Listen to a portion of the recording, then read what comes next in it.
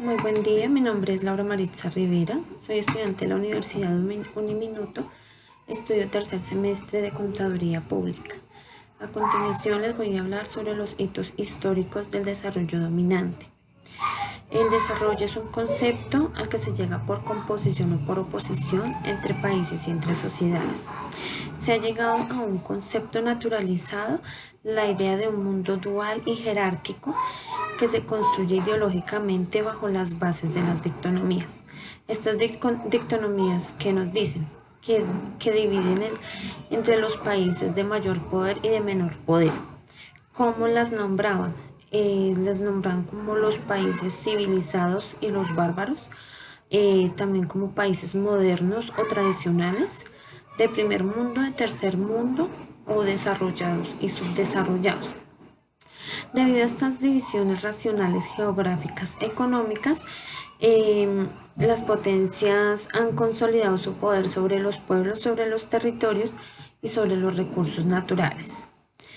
Bueno, la invención moderna del otro como inferior o como bárbaro comienza en el siglo XVI a través del Tratado de Tordesillas, en 1533 entre las monarquías de España y Portugal.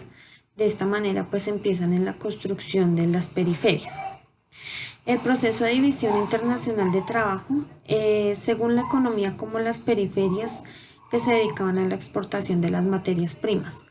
Estas periferias que hacían, pues tomaban las materias primas que eran pues realmente de un valor económico y lo que hacían pues era exportarlas hacia países de mayor poder.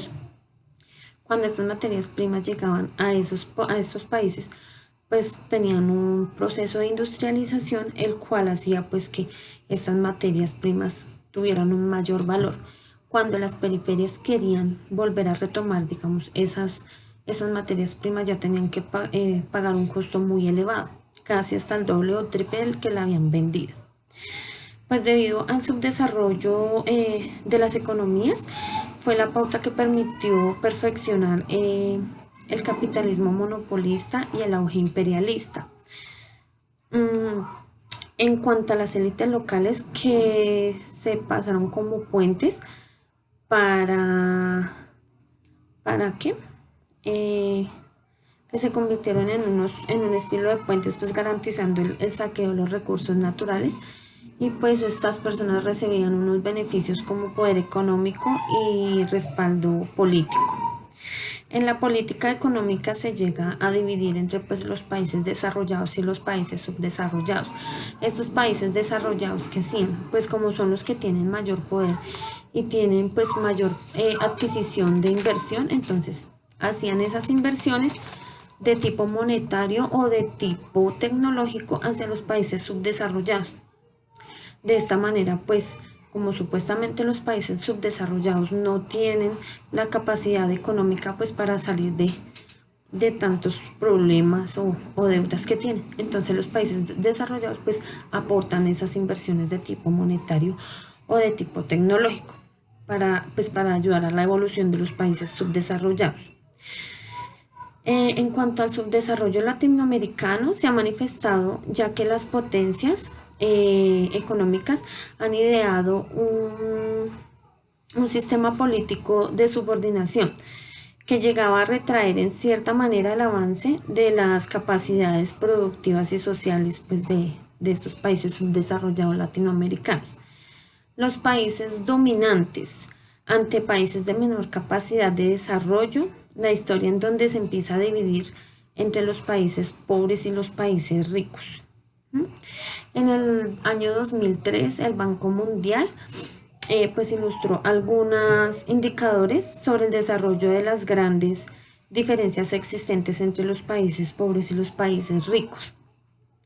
Estas cifras que dieron ahí, perdón, demuestra que, digamos, los países desarrollados dan una cifra bastante elevada a comparación de los países subdesarrollados, en un ejemplo, digámoslo, en la salud. Mientras los países desarrollados invierten entre 2.500 millones de dólares anuales Los países subdesarrollados están invirtiendo más o menos 260 millones de dólares anuales. Y digamos en los países africanos, que es donde tienen mucha más pobreza, están invirtiendo más o menos entre 40 dólares anuales, millones de dólares anuales. Las cifras de mortalidad también son bastante distanciales entre los países desarrollados y los países subdesarrollados, ya que pues en los países de subdesarrollo y de menor capacidad económica, pues tienen mayor tasa de mortalidad en cuanto a mujeres y en cuanto a niños. Bueno, también podemos hablar sobre los círculos de la escasez. El modelo capitalista pues desarrolló el mercado total en el que todo lo que se compra, todo se vende. Tenemos también pues digamos los ejemplos de la privatización. La salud, que puede ser un derecho para las personas, que era un derecho público, pasa a privatizar, entonces ya no van a tener la mayor facilidad de adquisición en cuanto a la salud. Los recursos naturales, los recursos hídricos, mientras anteriormente eran de facilidad de acceso, ahora pues para poder acceder a estos recursos hídricos tienen que también pues se tiene que pagar una suma bastante elevada, porque pues ya no es como de ente para todas las personas, sino pues ya fue privatizado.